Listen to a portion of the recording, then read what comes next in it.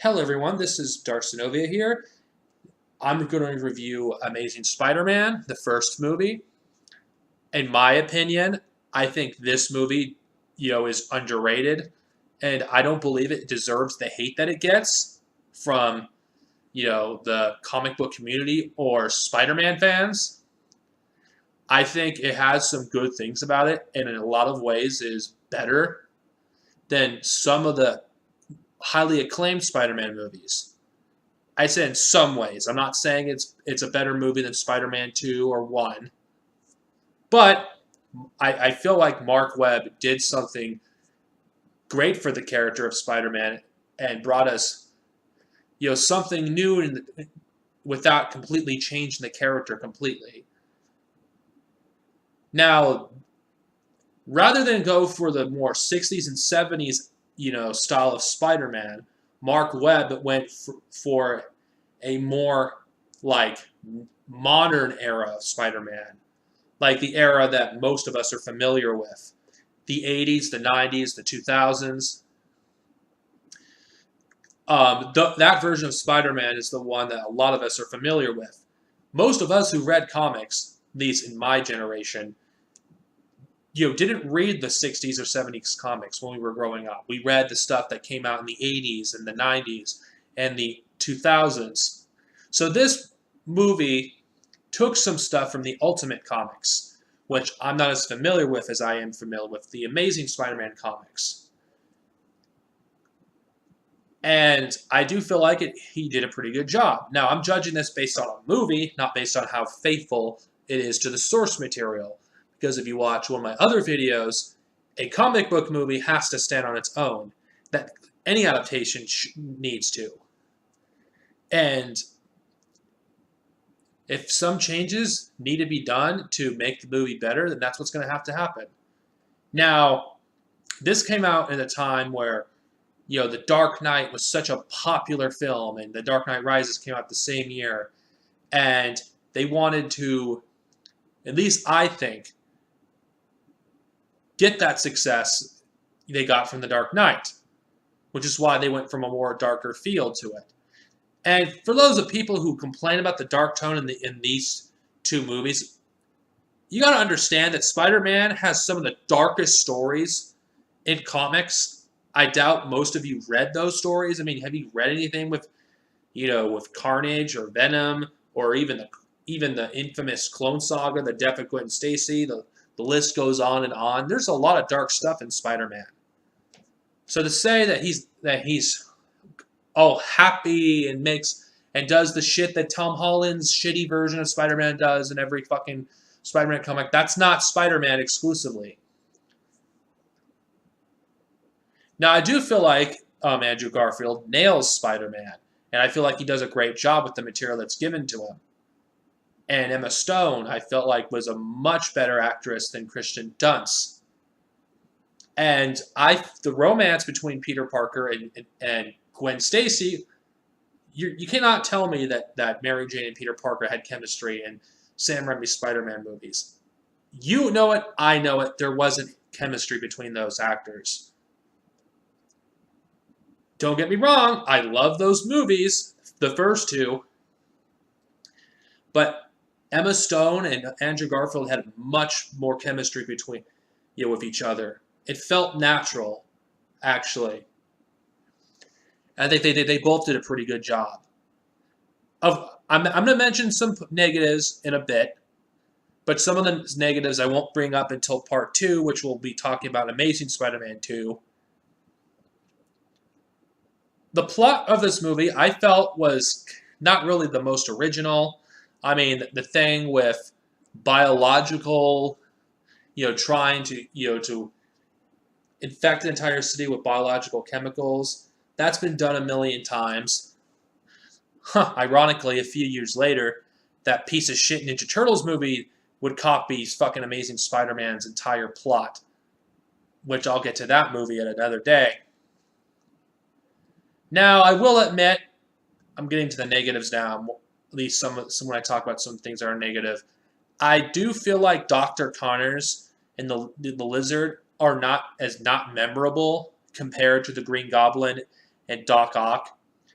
Because I think, which I'll mention this on what is the best and worst Spider-Man movies and why I think they're so good.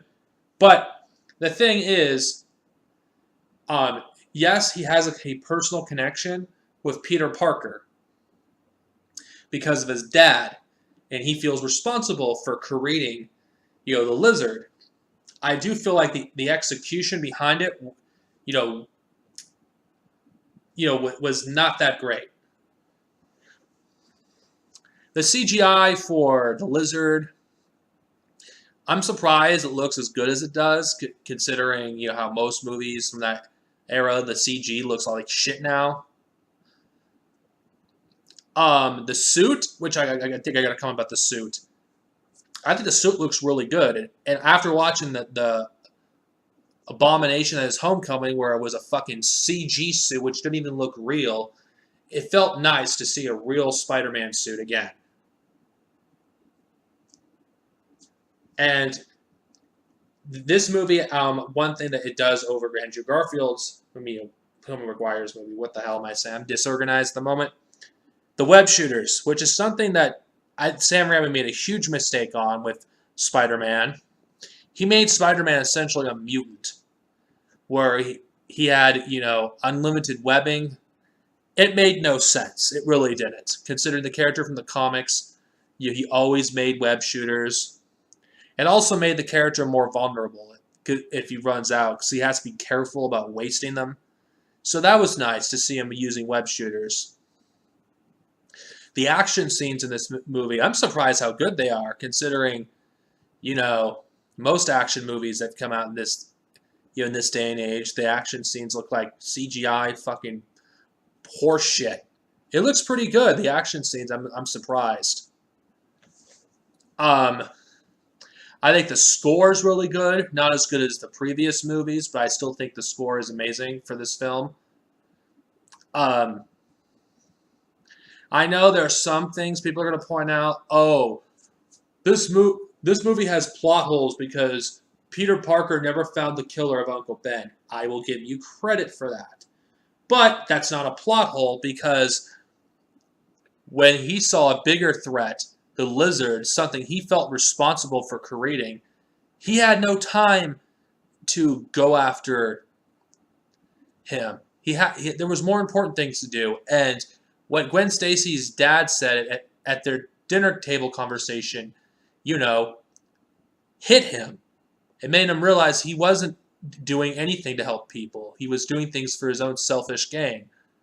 So him not going after the killer was character development, because he was slowly accepting,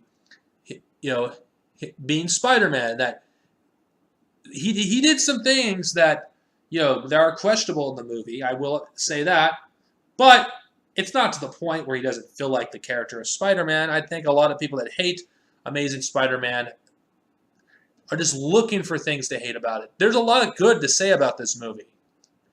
I thought the acting in this film was far better than the other films that came before it. Hell, I'd argue it's better than fucking Spider-Man shit coming. And, the plot, though not the greatest, I felt like set things up for future movies, which unfortunately, that's a rant for another day. That's a rant for another day, so I'm going to leave it at that. So how's this film on its own? No sequels. I think it's good. It's not as good as Spider-Man 1 and 2.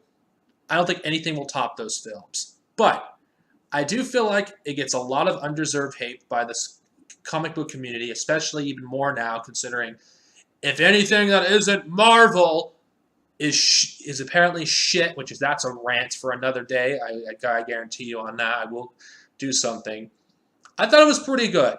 I really did. I sincerely enjoyed this film. And nothing anyone's going to tell me to change that. Sure, it has its flaws. The villain is not as good as other Spider-Man films, but then again, it's better than that fucking movie, Spider-Man 3, which was a fucking mess beyond belief. I don't even need to talk about Spider-Man 3. Oh, I could do a fucking whole video again about that piece of shit. I think you should see this film for yourself and judge. It's not that expensive. You can get this box set for relatively cheap. And don't let what other people tell you prevent you from watching this movie. I give this movie a 7 out of 10. It isn't that bad. Nowhere near as bad as the fans will tell you. It's nowhere near as bad as the critics will tell you. I think it's an underrated movie. I enjoy it. It's my third favorite movie of the Spider-Man franchise. And I don't think any film will top, Spider-Man, Spider-Man 2, or Amazing Spider-Man. That's my opinion. This is Darcinovia, over and out. Next time, we will talk about what is arguably the worst movie in the Spider-Man franchise. Is it the worst, though? In my opinion, we will see. And then after that, I will do a video that will rank all the Spider-Man films, which you already know my ranking based on this, but I'm going to talk about the 3 best in one video and talk about the 3 worst and why I think they're the worst.